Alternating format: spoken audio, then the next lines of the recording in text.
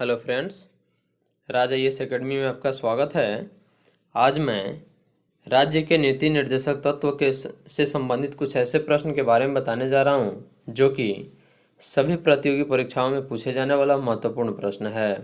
अगर आप मेरे चैनल पर नए हैं तो सब्सक्राइब कर लें और बेल आइकन दबा दें ताकि सभी नोटिफिकेशन आपको मिलता रहे। तो चलिए, आज का पहला प्रश्न है, राज्य के नीति निर्देशक तत्व संविधान के किस भाग में उल्लेखित है?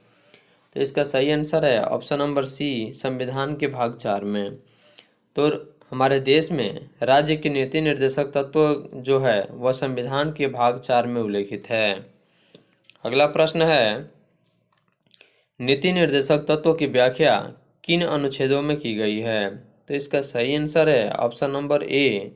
तो भारत के नीति निर्देशक तत्व की जो व्याख्या की गई है वह संविधान के अनुच्छेद 36 से 51 तक की गई है, इसलिए इसका सही आंसर होगा ऑप्शन नंबर ए।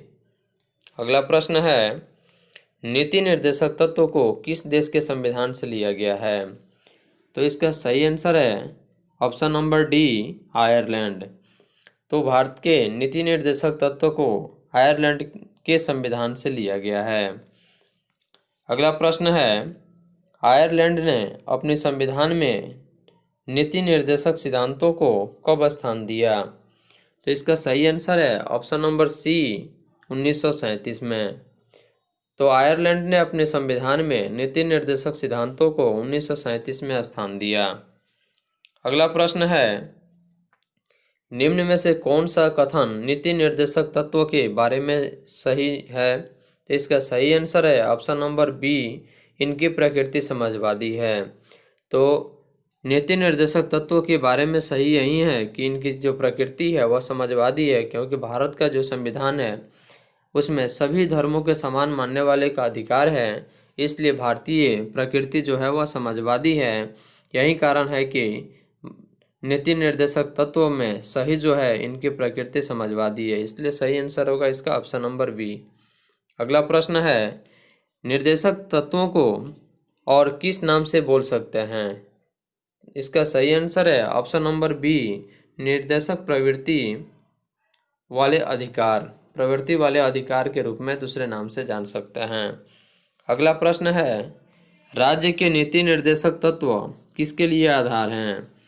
इसका सही आंसर है ऑप्शन नंबर डी, राज्य का प्रशासन। तो राज्य के नीति निर्देशक जो तत्व है वह राज्य के प्रशासन के लिए आधार है। अगला प्रश्न है, नीति निर्देशक तत्वों को कितने भागों में बांटा गया है? तो इसका सही आंसर है ऑप्शन नंबर बी, 3। तो भारत के नीति निर्देशक तत्वों को 3 भागों में बांटा गया है।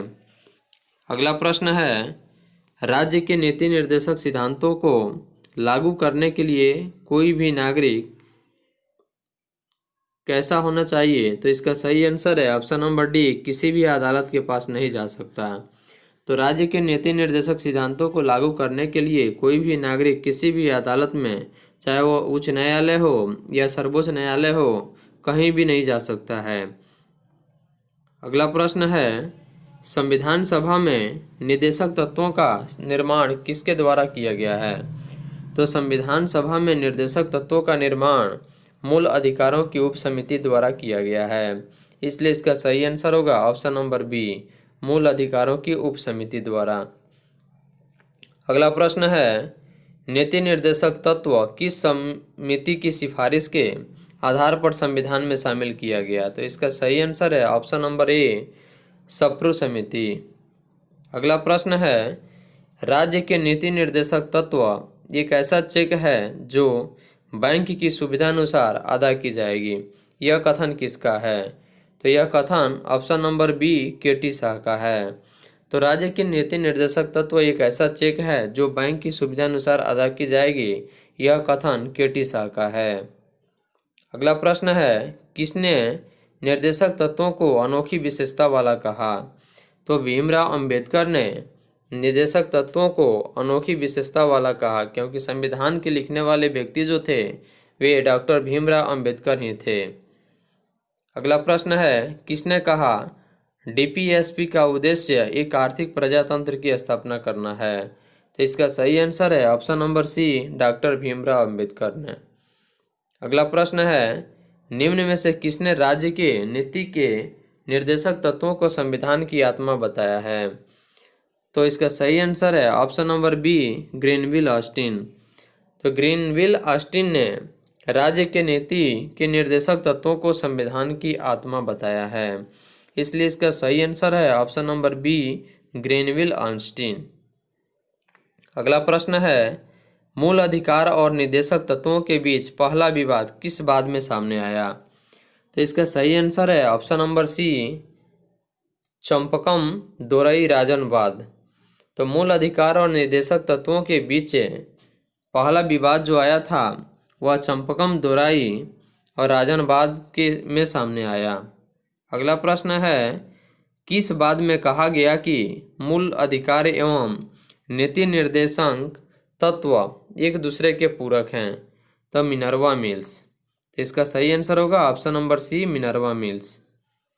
अगला प्रश्न है, किस संशोधन द्वारा नीति निर्देशक तत्वों को मूल अधिकारों के अनुच्छेद 14, 19 और अनुच्छेद 31 पर वरीयता दी गई है? इसका सही आंसर है ऑप्शन नंबर ए, 42वां संविधान संशोधन।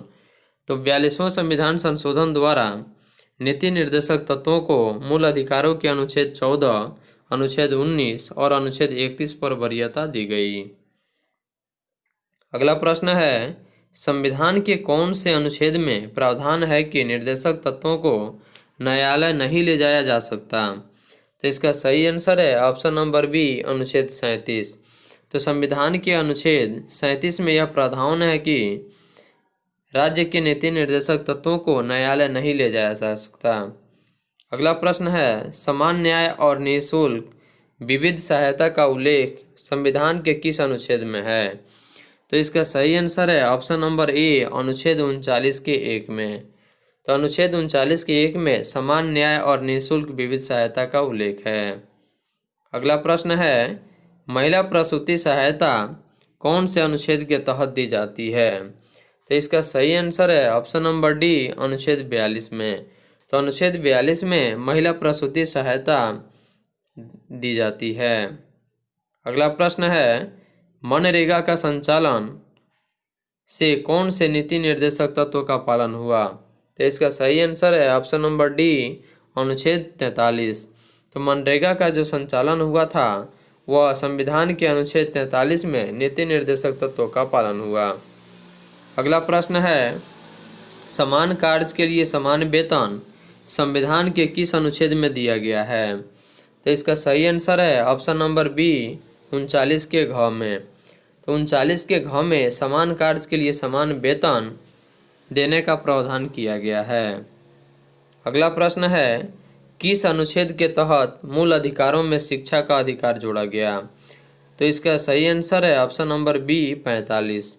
तो संविधान के 45वें अनुच्छेद के तहत मूल अधिकारों में शिक्षा का अधिकार जोड़ा गया। अगला प्रश्न है, वर्तमान में नीति निर्देशक तत्व किन मूल अधिकारों पर प्रभावी है? तो इसका सही आंसर है ऑप्शन नंबर ए, अनुच्छेद 14 और 19। तो वर्तमान में नीति निर्देशक तत्व को अनुच्छेद 14 और 19 में मूल अधिकारों पर प्रभावी है। अगला प्रश्न है, निम्न में से कौन सा एक अनुच्छेद उदारवादी और गांधीवादी सिद्धांत पर सम्मिश्रण है? तो इसका सही आंसर है अनुच्छेद बी, अनुच्छेद 48। अगला प्रश्न है, भारतीय संविधान का कौन सा अनुच्छेद समान नागरिक संहिता से संबंध रखता है? तो इसका सही आंसर है ऑप्शन नंबर डी, 44। तो भारतीय संविधान का अनुच्छेद 44 जो है वह समान नागरिक संहिता से संबंध रखता है। अगला प्रश्न है, न्यायपालिका कार्यपालिका का पृथक्करण किस अनुच्छेद में किया गया है? तो इसका सही आंसर है ऑप्शन नंबर ए, अनुच्छेद 50 में। तो अनुच्छेद 50 में न्यायपालिका कार्यपालिका का पृथक्करण किया गया है। अगला प्रश्न है, अंतर्राष्ट्रीय शांति सुरक्षा से संबंधित अनुच्छेद कौन सा है? तो इसका सही आंसर है ऑप्शन नंबर बी, 51। तो अंतर्राष्ट्रीय शांति सुरक्षा से संबंधित अनुच्छेद जो है वह 51 है। अगला प्रश्न है, निम्न में से कौन सा सुमेलित नहीं है? तो इसका सही आंसर है ऑप्शन नंबर ए, अनुच्छेद 41, कृषि एवं पशुपालन का संगठन, यह एक सुमेलित नहीं है।